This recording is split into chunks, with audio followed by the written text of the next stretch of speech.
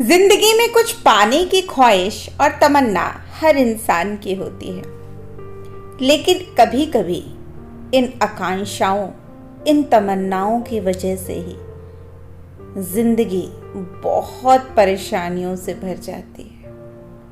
आज आपको एक ऐसी कहानी के बारे में बताएंगे जिसको सुनने के बाद आप जिंदगी में कुछ मांगेंगे नहीं, बस अपने काम से काम रखना शुरू कर देंगे, क्योंकि आपको आज ये पता चल जाएगा कि जब हम कुछ नहीं मांगते हैं तो चीज़ें अपने आप हमारे मुताबिक होने लगती हैं। कैसे उस काम को समझें, वो इस कहानी के माध्यम से जानने का प्रयास करेंगे। एक बड़ी प्राचीन तिब्बती कहानी है। एक आदमी यात्रा से लौटता है, लंबी यात्रा से। अपने मित्र के घर ठहरा और रात को उसने मित्र से कहा कि यात्रा से एक बड़ी अनूठी चीज मेरे हाथ लगी है और मैंने सोचा था कि जब मैं लौटूंगा तो अपने मित्र को दे दूंगा, लेकिन अब मैं डरता हूं तुम्हें दूं या ना दूं। डरता हूं इसलिए कि जो भी मैंने उसके परिणाम देखे हैं बड़े भयानक हैं।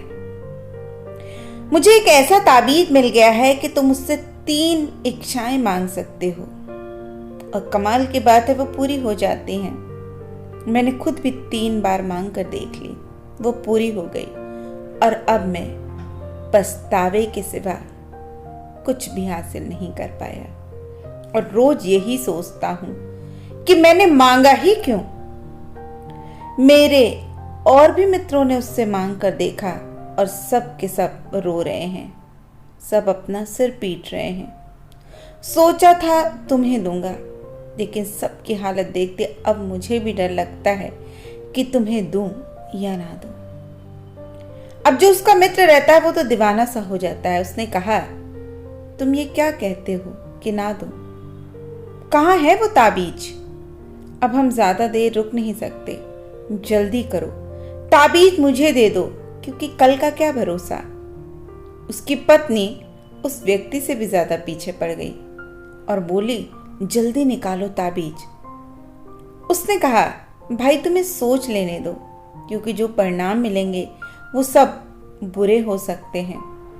उसके मित्र ने कहा, तुम्हें ठीक ढंग से मांगना नहीं आता, तुमने गलत मांग लिया होगा। वास्तव में हर व्यक्ति यही सोचता है कि दूसरा व्यक्ति गलत तरीके से मांगता है, इसलिए मुश्किल में पड़ जाता है।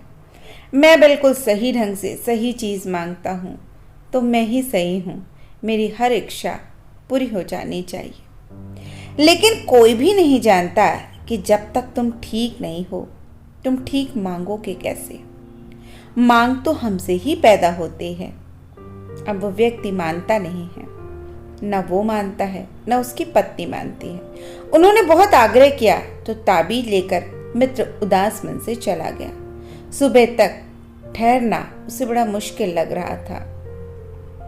अब अगले दिन पति पत्नी पूरी रात सो तो पाते नहीं हैं। सुबह उठते ही दोनों यही सोचते रहते हैं कि क्या मांगे। बहुत दिनों से उनके मन में एक आकांक्षा थी कि घर में कम से कम 1 लाख रुपए हो। पहला लखपति हो जाने की आकांक्षा थी और लखपति उनके इलाके में होना एक बहुत बड़ी बात थी। तो उन्होंने कहा कि पहली आकांक्षा तो पूरी ही कर लें, फिर सोचेंगे।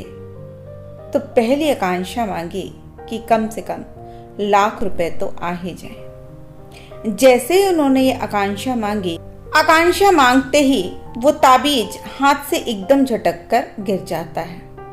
इसका मतलब था कि आपकी मांग स्वीकार हो गई। बस उसी वक्त उनके दरवाजे पर दस्तक होती है। खबर आती है कि उनका लड़का जो राजा की सेना में था वो मर गया और राजा ने 1 लाख रुपए पुरस्कार दिए। अब तो उसकी पत्नी छाती पीट कर रोने लगती है कि ये क्या हुआ। उसने कहा, दूसरी आकांक्षा इसी वक्त मांगते हैं कि मेरा लड़का जिंदा हो जाए। बाप थोड़ा डरा। उसने कहा, यह अभी भी पहले की ही फल हुआ, लेकिन वो पत्नी बिल्कुल पीछे पड़ी थी कि देर मत करो, कहीं वो दफन ना कर दें, कहीं लाश सड़ गल न जाए, जल्दी मांगो। तो उन्होंने दूसरी आकांक्षा मांगी कि लड़का हमारा वापस लौटा दिया जाए। फिर से ताबीज झटक कर गिरा। उसी क्षण दरवाजे पर किसी ने दस्तक दी। लड़के के पैर की आहट थी। उसने जोर से कहा, पिताजी। आवाज भी सुनाई दी, पर दोनों डर गए। इतनी जल्दी लड़का आ गया? बाप ने बाहर झांक कर देखा तो वहां कोई भी नहीं दिखाई दे रहा था। खिड़की में से देखा तो वहां भी कोई नहीं दिखाई दिया, केवल कोई चलता फिरता मालूम होता है। वह लड़का प्रेत होकर वापस आ गया था, क्योंकि उसका शरीर पहले ही दफनाया जा चुका था। पत्नी और पति दोनों घबरा रहे थे कि अब क्या करें, दरवाजा खोलें या नहीं, क्योंकि उन्होंने भला कितने ही लड़कों को प्रेम किया हो, लेकिन प्रेत यदि वो बनकर आ जाए तो इंसान की हिम्मत पस्त हो ही जाती है। अब उसके बाप ने फिर से कहा कि रुक, अभी एक आकांक्षा और मांगने की बाकी है। और उसने ताबीज से कहा, कृपया करके अब इस लड़के से छुटकारा दिलाओ, नहीं तो अब यह जिंदगी भर सताएगा। ताबीज झटक कर गिरा। अब बाहर कोई आवाज नहीं आ रही थी और पति आधी रात गया ताबीज देने अपने मित्र को। उसने उस ताबीज को अपने मित्र को वापस दिया और कहा, इसे तुम कहीं फेंक ही दो। अब आज के बाद इसके बारे में किसी से भूल कर भी मत बताना। गरीब गरीब दुखी दिखता है, अमीर अमीर और भी दुखी दिखता है। जिसकी शादी नहीं हुई वो परेशान दिखता है, जिसकी शादी हो गई वो भी दुखी दिखता है।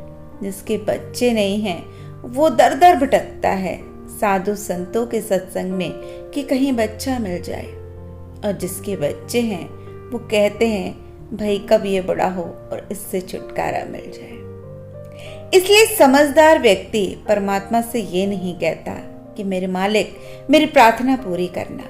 वो उससे कहता है कि जो तेरी मर्जी है वही तू पूरी करना, क्योंकि हम तो ये भी नहीं जानते कि क्या मांगना है।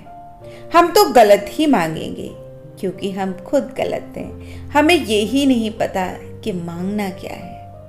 यही हम सब के पूरे जीवन की कहानी है। हम जो मांगते हैं वो हमें जब मिल जाता है हम फिर परेशान हो जाते हैं। नहीं मिलता है तो रोते हैं, और मिलने के बाद भी रोते हैं। इसलिए कुछ मत मांगो। अगर आप मांगे बिना अपनी हर इच्छा उस पे छोड़ देते हैं तो वो आपके लिए जो सबसे बेहतर है वो आपको जरूर दे देगा।